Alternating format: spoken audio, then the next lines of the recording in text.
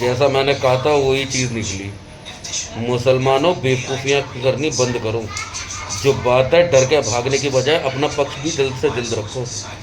देखा तुम्हारी बात को कैसे झूठ बना दिया और तुम्हें ही गुनहगार बना दिया, जबकि असली गुनाह किसने किया उत्तम नगर में। मतलब उत्तम नगर में 20 साल का क्या कहते हैं मुस्टंडा किसी औरत पर गंदे पानी का गुब्बारा फेंक के मारता है और बहाना बना दिया जाता है जी बच्ची की वजह से झगड़ा हो गया, बच्ची से लग गया। 20 साल का मुस्टंडा औरत पर मारता है और उस जब क्या कहते हैं औरत उसके खिलाफ जाती है तो गुंडागर्दी दिखाते हैं। और इसमें जब दोनों क्या कहते हैं परिवारों में लड़ाई होती है तो उस परिवार में एक में परिवार में 5 लोगों को चोट आती है, एक में 3 को। और मुसलमान परिवार का भी 13 साल का बच्चा आईसीयू में जिंदगी और मौत से लड़ रहा है। हिंदू परिवार का बच्चा मर गया तो हिंदू मुसलमान बना दो। अगर वो 13 साल का बच्चा मरे जाता तब क्या होता, तब आपसी झगड़ा हो जाता। अभी हिंदू मुसलमान का झगड़ा है।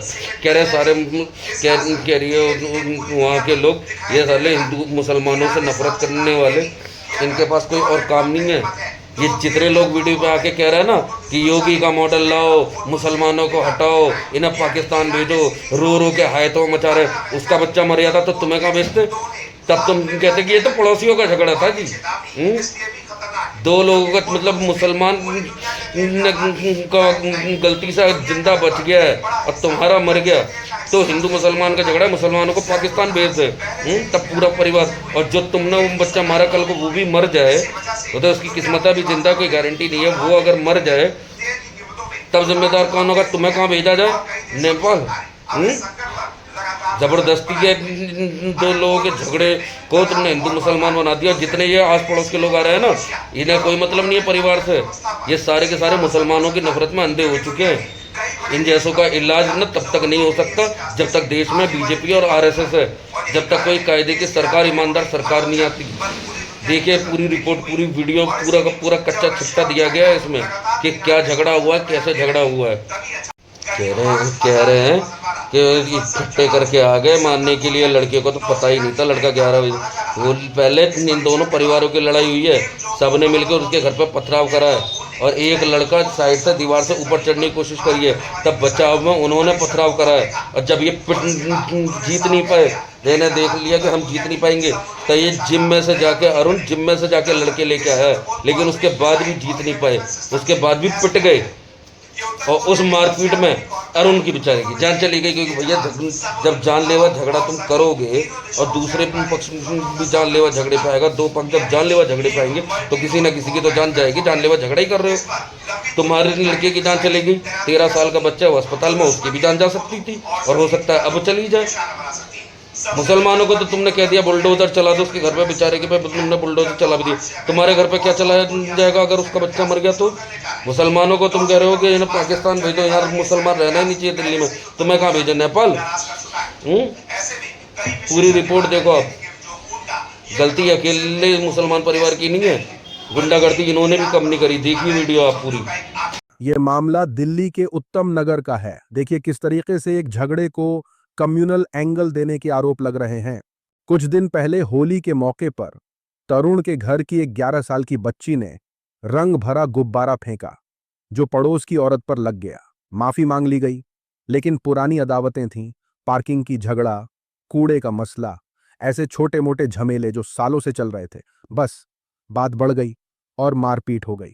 पुलिस डीसीपी कुशल पाल सिंह ने बयान दिया कि ये दो कम्युनिटी के लोगों के बीच झगड़ा था, लेकिन कोई प्लान्ड अटैक या लिंचिंग नहीं। दोनों तरफ से लोग जख्मी हुए, एक साइड से 3, दूसरी से 5। मुस्लिम साइड से तो एक 13 साल का लड़का आईसीयू में पड़ा है, कईयों की पसलियां टूटी। तरुण जिम से लड़कों को लेकर आया, फिर दोनों ग्रुप्स में हाथापाई हुई, लाठियां चलीं और तरुण के सिर पर गंभीर चोट लगी। अगले दिन इलाज के दौरान तरुण की डेथ हो गई तो केस को मर्डर में बदल दिया गया, जो आम रूटीन है। ये दोनों फैमिली एक दूसरे को 50 साल से जानती हैं, राजस्थान से आई थीं, 2004 से जे कॉलोनी में पड़ोसी हैं। कोई नई साजिश नहीं, बस पुरानी दुश्मनी। पुलिस ने 7-8 लोगों को गिरफ्तार किया, एक नाबालिग भी है। मुस्लिम फैमिली के घर को भी तोड़ दिया गया। जांच चल रही है, सीसीटीवी फुटेज देखी जा रही है। मीडिया, आईटी सेल और हिंदुत्व ग्रुप्स के लोग इसे कम्युनल प्रोपगेंडा बना रहे हैं, लेकिन पुलिस ने साफ कहा कि यह पड़ोसियों का झगड़ा है, कम्युनल नहीं। इस दिन भी इन्होंने एक दिन भी शस्त्र उठा के इनके ऊपर धावा बोल दिया ना, इनकी पुश्तें भूल जाएगी, वापस ये लौट के वहीं आ जाएंगे। मैं मुल्ले यहाँ रहना चाहिए, दिल्ली में भी रहना चाहिए, सारे पाकिस्तान जाए और जो मेरे बच्चे पे हैवी हुए ना उनको मार दिया जाए। मुस्लिम फैमिली की एक लेडी ने आरोप यह भी लगाया है कि दूसरी साइड से 20 साल के लड़के ने मुस्लिम लेडी पर गंदे पानी का गुब्बारा फेंका। जब लेडी ने इसका विरोध किया, आवाज उठाई और मामला मारपीट तक चला गया। सारी का सामान लेने जा रही होती है, सारी का सामान लेकर आती है तो वहाँ पर से तो जो 20 साल का प्रिंस होता है वो मेरी बुआ के ऊपर गंदे बलून का भरा हुआ गुब्बारा फोड़ते हैं, जिसको मेरी बुआ देखती है और हल्ला करती है तो उसके घर वाले बाहर आ जाते हैं। सोशल मीडिया पर चल रहा है कि दिल्ली में तरुण नाम के एक लड़के को होली के दिन पानी वाले गुब्बारे की बात पर कुछ मुसलमानों ने मार डाला, ऐसा इल्जाम लगाया गया।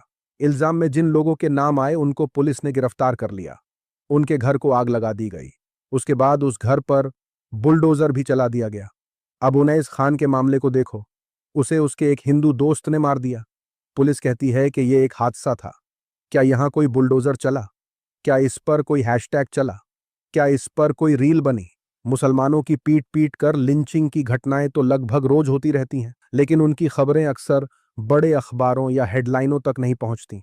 साथ ही साथ लोगों ने कहा, तरुण की मौत बहुत दुखद है और हम इसकी साफ तौर पर मजम्मत करते हैं, लेकिन कहानी को एक तरफा बनाने के लिए उस औरत की मजलूमियत को मिटा देना ईमानदारी नहीं है। मुसलमानों को भी ये सीखना होगा कि अपना स्टैंड जल्दी सामने रखें, क्योंकि देर से आने वाली सच्चाई अक्सर फौरन फैलने वाले प्रोपेगेंडा से हार जाती है।